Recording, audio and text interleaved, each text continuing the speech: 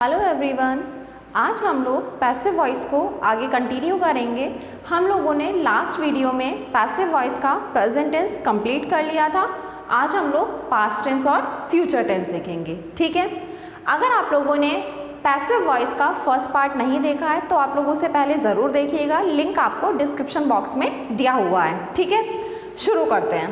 सबसे पहले past indefinite होता क्या है? पास्ट इंडेफिनिट होता है जो काम हमारा खत्म हो गया, यानी कि जिन वाक्यों के अंत में हमारा क्या होता है, ता, था, ती, थी, ते, थे, ये सब आते हैं, वो हमारा क्या होता है, पास्ट इंडेफिनिट, ठीक है। पास्ट इंडेफिनिट की जो हमारी एक्टिव वॉइस है उसमें हेल्पिंग वर्ब कौन सी होती है, हमारी डिड। लेकिन किस में आती है, नेगेटिव और इंटरोगेटिव में। अफर्मेटिव में हमारी हेल्पिंग वर्ब नहीं आती और वर्ब की सेकंड फॉर्म आती है। सिर्फ हमारे दो ही टेंस ऐसे हैं जिनमें अफर्मेटिव में हेल्पिंग वर्ब यूज नहीं होती, प्रेजेंट इंडेफिनिट और पास्ट इंडेफिनिट, ठीक है। शुरू करते हैं। ये तो आप लोगों को क्लियर ही है कि वॉइस क्या होती है, किसी चीज को या किसी बात को कहने का कोई दूसरा तरीका, ठीक है। देखते हैं। जो हमारा पास्ट इंडेफिनिट होता है यहाँ पर पैसिव वॉइस में, उसकी हेल्पिंग वर्ब यहाँ पर होती है हमारी वॉज और वर, ठीक। अब देखिए अफर्मेटिव। अफर्मेटिव का हमारा क्या स्ट्रक्चर होता था एक्टिव वॉइस में, सब्जेक्ट प्लस वर्ब की सेकंड फॉर्म प्लस ऑब्जेक्ट, ठीक है। अब देखिए पैसिव वॉइस। पैसिव वॉइस में क्या हो जाएगा, जो हमारा ऑब्जेक्ट है वो आगे आ जाएगा, तो वो काम किसकी तरह करेगा, सब्जेक्ट की तरह। इसीलिए क्या लिखा है, ऑब्जेक्ट एज सब्जेक्ट। हमारी यहाँ पे हेल्पिंग वर्ब क्या हो जाएगी, वॉज वर। और मेन वर्ब की तो टेंशन ही नहीं है, पूरी पैसिव वॉइस में मेन वर्ब की थर्ड फॉर्म ही आती है। तो यहाँ क्या हो गई, वर्ब की थर्ड फॉर्म बाय, और यहाँ पर क्या आ जाएगा, सब्जेक्ट हमारा ऑब्जेक्ट बन जाएगा और वो ऑब्जेक्ट की तरह काम करेगा, ठीक है। इसके सेंटेंस देखते हैं। आपका पहला सेंटेंस है ही एट मैंगो। यहाँ पर देखिए क्या है, वर्ब की सेकंड फॉर्म।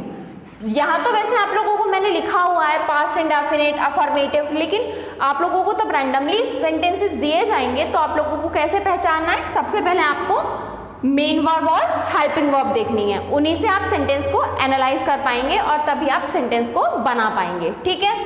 ही एट मैंगो वर्ब की सेकेंड फॉर्म है। अब देखिए यहाँ पर हमारा ऑब्जेक्ट क्या है, मैंगो, लेकिन मैंगो अब क्या बन जाएगा, हमारा सब्जेक्ट। तो क्या आ जाएगा, मैंगो, मैंगो एक है तो क्या आ जाएगा, वॉज। एट, एट किसकी सेकेंड फॉर्म होती है, ईट की, ईट, एट और ईटन। तो यहां पर क्या आएगी आपकी third form, mango was eaten by, he का ऑब्जेक्टिव केस क्या होता है, हिम, ठीक है। Students did their work. यहां पर डिड क्यों आया, अब आप लोग यहाँ पर ये सोच रहे होंगे कि यहाँ पे हेल्पिंग वर्ब आ गई, क्योंकि पास्ट इंडेफिनिट की हेल्पिंग वर्ब भी डिड होती है, लेकिन नहीं। यहाँ पर जो डिड आया है वो क्या है, आपका मेन वर्ब है। मेन वर्ब की जो सेकंड फॉर्म होती है वो क्या होती है, डिड, और थर्ड फॉर्म होती है डन, डू, डिड, डन। यहाँ पर जो डिड आया है वो किस लिए आया है, डू की सेकेंड फॉर्म के लिए, ठीक है। स्टूडेंट्स डिड देयर वर्क, यानी कि स्टूडेंट्स ने अपना काम कर लिया। तो यहां पर क्या आ जाएगा, देयर वर्क, काम सिंगुलर ही है, their work was, third form आएगी done by the students, clear. अब देखिए फादर रीड न्यूज़पेपर, कैसे हम यहाँ पे रीड पढ़ेंगे। अब देखिए रीड, अगर हमारा प्रेजेंट इंडेफिनिट होता तो भी तो रीड आता, नहीं। फादर क्या है यहाँ पर, सिंगुलर, और सिंगुलर के साथ में प्रेजेंट इंडेफिनिट में क्या आता है, वर्ब, मेन वर्ब में एस और ईएस, लेकिन यहाँ पर एस और ईएस नहीं है, यानी कि ये क्या है, हमारी वर्ब की सेकंड फॉर्म की तरह यूज हुआ है। तो इसे हम कैसे पढ़ेंगे, फादर रेड न्यूज़पेपर। ऑब्जेक्ट क्या हो जाएगा यहाँ पर हमारा, newspaper was read by father, clear. Past indefinite का क्या हुआ, अफर्मेटिव कंप्लीट। नेगेटिव, नेगेटिव में क्या होता है, जो हमारा पास्ट इंडेफिनिट होता है एक्टिव वॉइस में उसमें क्या होता है, हेल्पिंग वर्ब आती है डिड और मेन वर्ब की फर्स्ट फॉर्म आती है। उसी तरीके से यहाँ पर देखिए क्या था, subject plus did plus not plus verb की फर्स्ट फॉर्म प्लस ऑब्जेक्ट, यही हमारा स्ट्रक्चर होता है ना।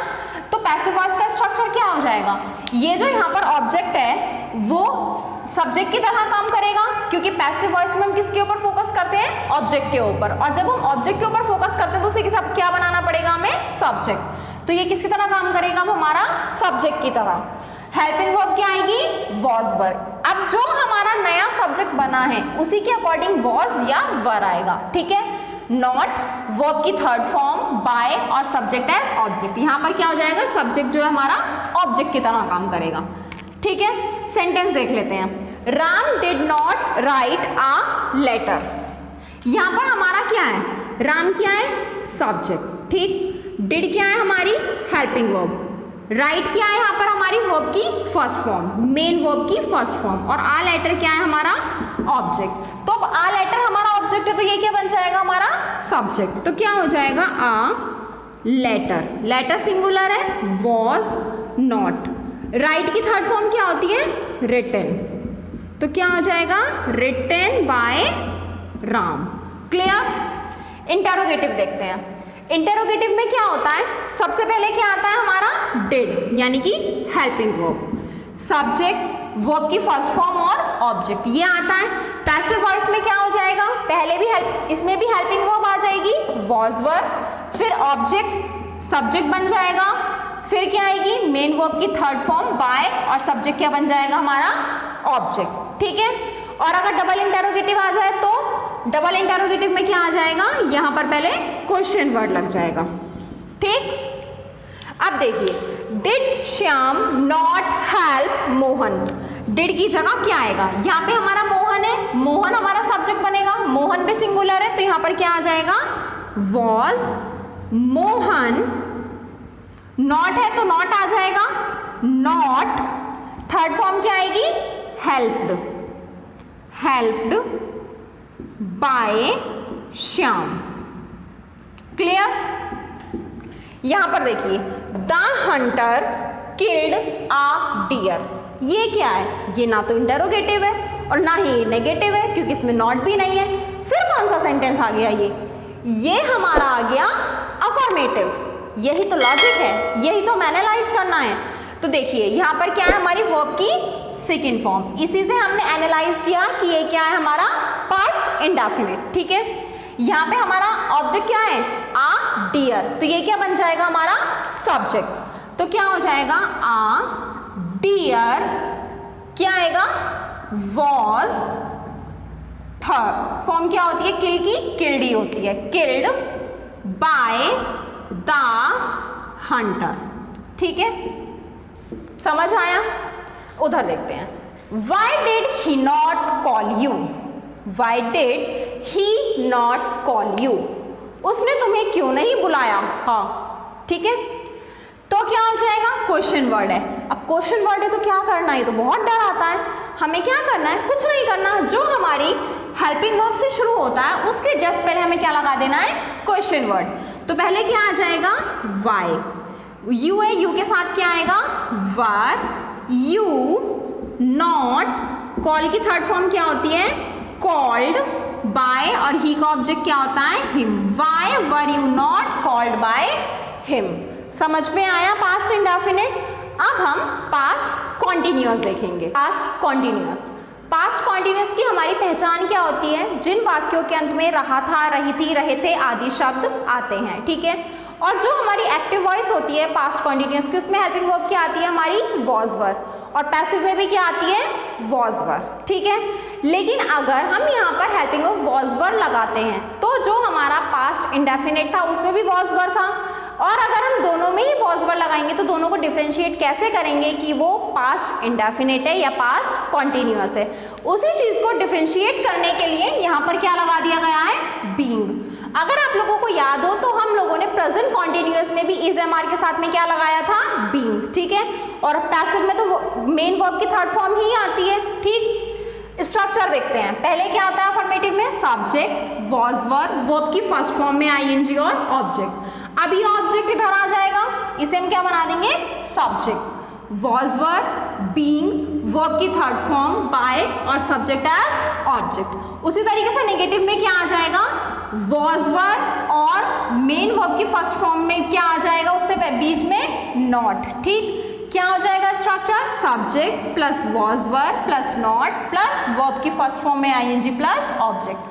अब ऑब्जेक्ट क्या बन जाएगा हमारा, subject. Object as subject, was were, not, being, verb की थर्ड फॉर्म बाय और सब्जेक्ट एज ऑब्जेक्ट। ठीक है, सेंटेंस देखते हैं। Radha was not singing a song. Radha क्या है हमारा, सब्जेक्ट। सिंगिंग क्या है हमारा, वर्ब की फर्स्ट फॉर्म में आईएनजी, और आ सॉन्ग क्या है हमारा, ऑब्जेक्ट। आ सॉन्ग हमारा सब्जेक्ट बन जाएगा। आ सॉन्ग वॉज बीइंग, यहाँ पर क्या आएगी थर्ड फॉर्म, संग, क्योंकि सिंग की फॉर्म्स होती हैं हमारी सिंग, सैंग, संग। Sung by Radha. Clear. You were not playing cricket, यहाँ पर क्रिकेट हमारा सब्जेक्ट बन जाएगा। क्रिकेट वॉज, नॉट है यहाँ पर तो पहले नॉट आएगा फिर बीइंग आएगा। Not being played by you. You क्यों आया, क्योंकि यू हमारा सब्जेक्ट भी होता है और यू का ही ऑब्जेक्ट हमारा यू होता है। ठीक है। She was writing a letter. A letter was being, write की थर्ड फॉर्म क्या होती है, रिटन बाय हर। ठीक है। Students were not learning tables. Tables क्या है हमारे यहाँ पे ऑब्जेक्ट, तो सब्जेक्ट बन जाएगा।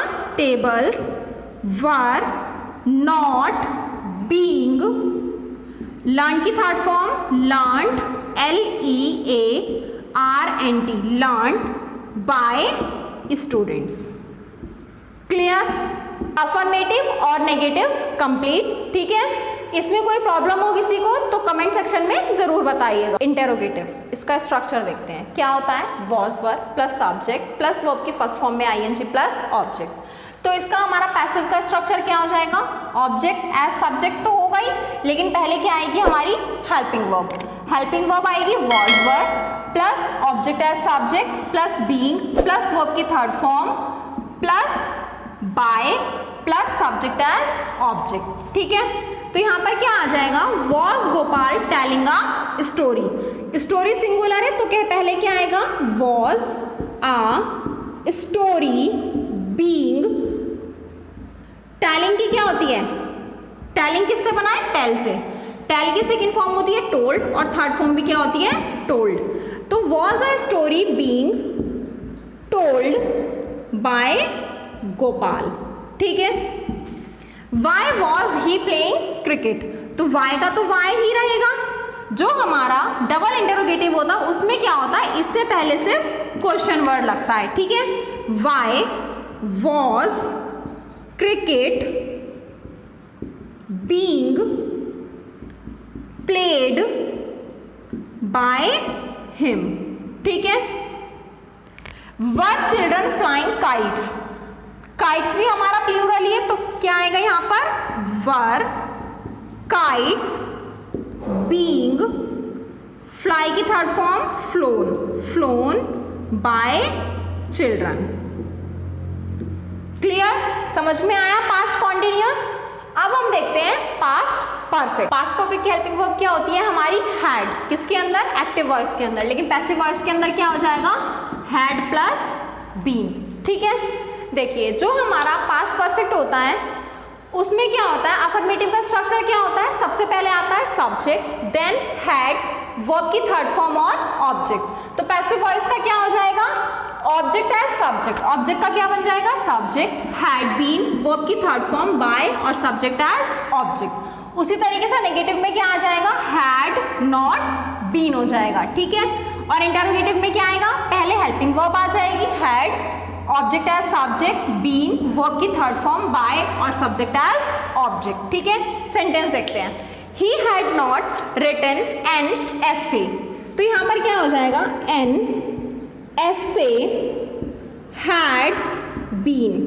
देखिए जो हमारे पैसिव वॉइस होते हैं उसमें जो परफेक्ट होते हैं ना, चाहे वो प्रेजेंट हो, पास्ट हो या फ्यूचर हो, बहुत इजी होते हैं। क्यों, क्योंकि इसमें हमें थर्ड फॉर्म ऑलरेडी गिवन होती है। तो यहाँ पर क्या हो जाएगा, an essay had been written by him. ठीक है। The boys had not eaten the mangoes, तो क्या हो जाएगा, the mangoes had not been eaten by the boys. ठीक है, इंटेरोगेटिव देखते हैं। Had she called her friends, had तो सिंगुलर प्लूरल दोनों के साथ हैड ही आता है, तो यहाँ क्या आ जाएगा, had her friends been called by her.